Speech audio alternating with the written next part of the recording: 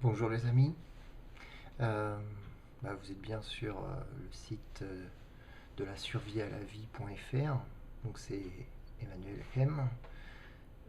Hier je vous ai confié, ou avant-hier je vous ai confié on va dire un symptôme, un péché que j'avais. On va dire un symptôme, mais c'est un péché, les deux. On pourrait remplacer les deux mots. Un symptôme d'un problème, en tout cas de quelque chose qui est à résoudre en moi.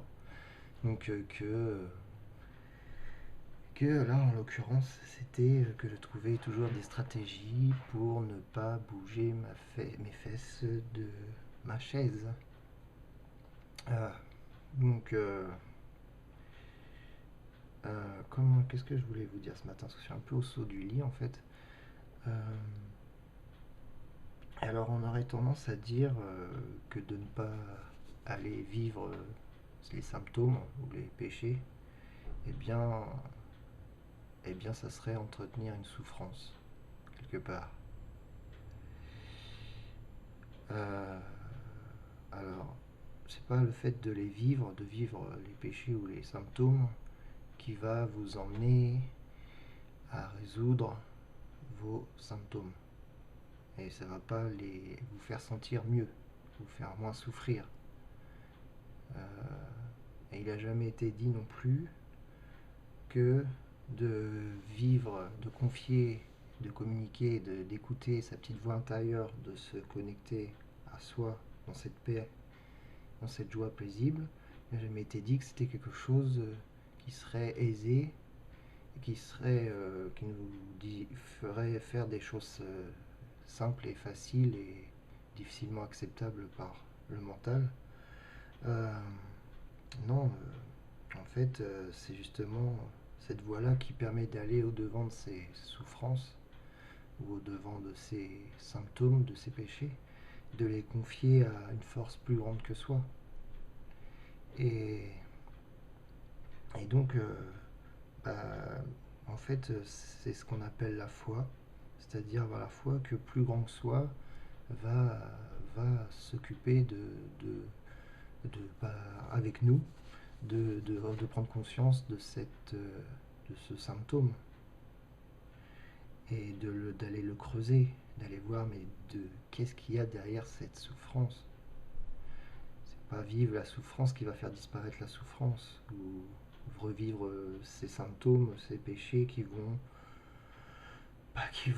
oui, on va les vivre, mais on aura toujours cette souffrance. Alors que le fait d'aller, justement, de ne pas les vivre, oui, on pourrait croire que ça va faire souffrir, mais en fait, c'est le cas, c'est vrai, on va ressentir cette souffrance, on va la faire face, on va la regarder avec Dieu, avec nous, à côté de nous, et qui va être en nous, et qui va nous aider, et on va lui confier. Moi, ce matin, par exemple, je confiais, parce que j'ai pris cette habitude le matin d'être dans mon lit et de faire oraison.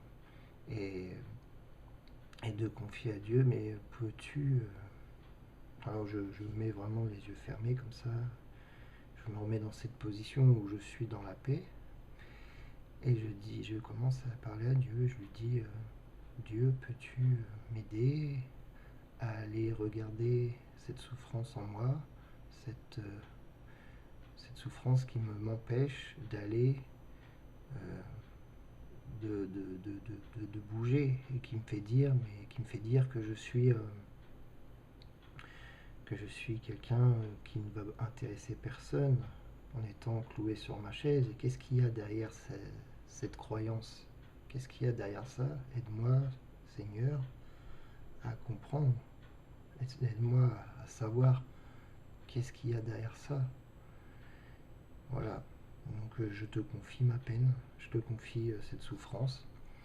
Et apporte-moi les bonnes idées, apporte-moi des solutions. Et voilà, je te fais entièrement confiance. Et voilà, on laisse ça à la grâce de Dieu. On laisse, on laisse ça, on laisse ce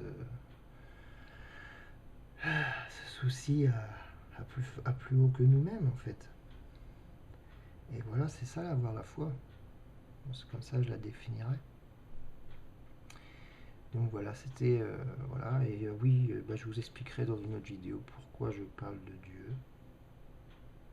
Là, je voulais vraiment axer sur ce sujet-là. Je ne sais pas si je suis assez clair. On verra bien, je vais me réécouter. Bah, je vous souhaite une très belle journée, merveilleuse journée. Et n'oubliez pas de penser à passer un petit instant de silence et de paix intérieure et de confier ce qui vous a le plus fait peur ou mal ou ce qui vous sentez vraiment de désagréable en vous. Bah, allez dans cet espace de paix, vous confier. Voilà, très belle journée.